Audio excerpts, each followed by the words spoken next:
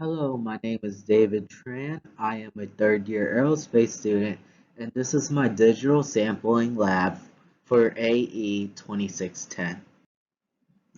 So, my motivation for my digital sampling lab is to analyze and sample different time varying signals.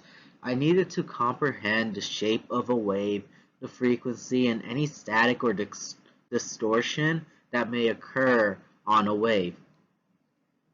I also needed to take and understand how sampling rates, recording length, and sampling period affect my data. For my experiment, I used a Lab Jack T4 kit that included a microphone and audio adapter. The microphone and audio adapter was my main source of taking in my data. I used the GTAE sampling DAC software that ran on my laptop to record all the data. For this lab, I conducted two experiments. The first one included me sampling 10 different frequencies, one with the microphone and another with the audio adapter, and comparing the two. My second experiment consists of me taking my untouched guitar and seeing how different the frequencies of each string is from the actual frequency of the note by recording the strings, by recording me plucking each string with a microphone and seeing what the peak frequency was. This is my results for my microphone versus audio adapter experiment. This graph This is a graph of the power response of microphone versus audio adapter.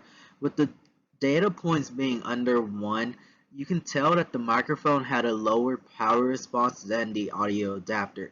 As you can tell, there's an obvious split between 700 Hz and on, where the power response dramatically decreased. This can mean that the microphone is better rated for frequencies under 700, but since I don't have any data points under 200, I can't really make for certain.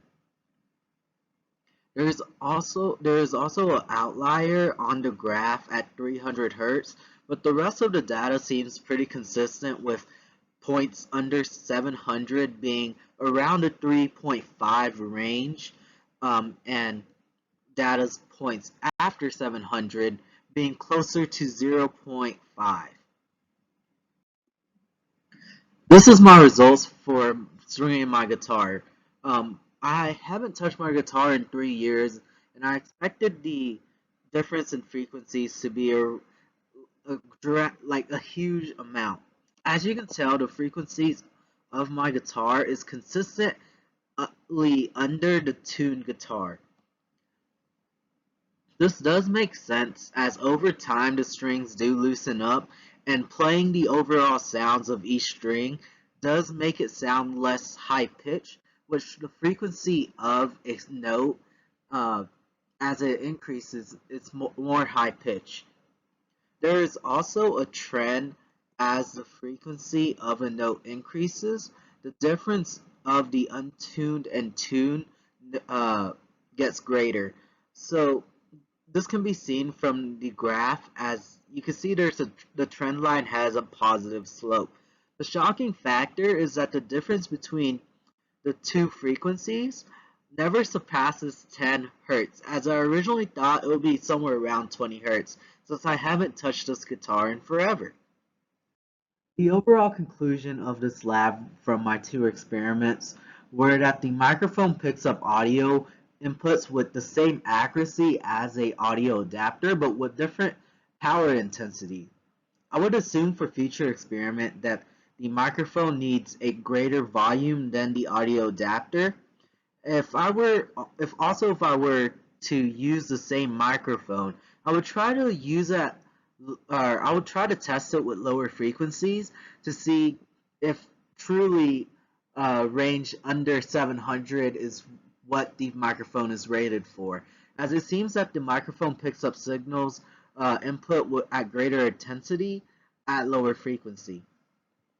For my guitar experiment, there was a consistent decrease of frequencies between my untuned guitar and the tuned note of a guitar. I would assume that an overtuned guitar, a guitar with strings that are too tight, would actually have frequencies that are greater than the tuned ones.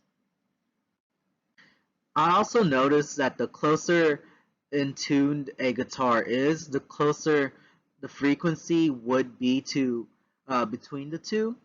And a future experiment that I could do is to take an untuned guitar and slowly tune it to see if the frequency values do end up matching, and overtune it to actually prove to see if uh, overtuned guitar would have greater frequency than a tuned one.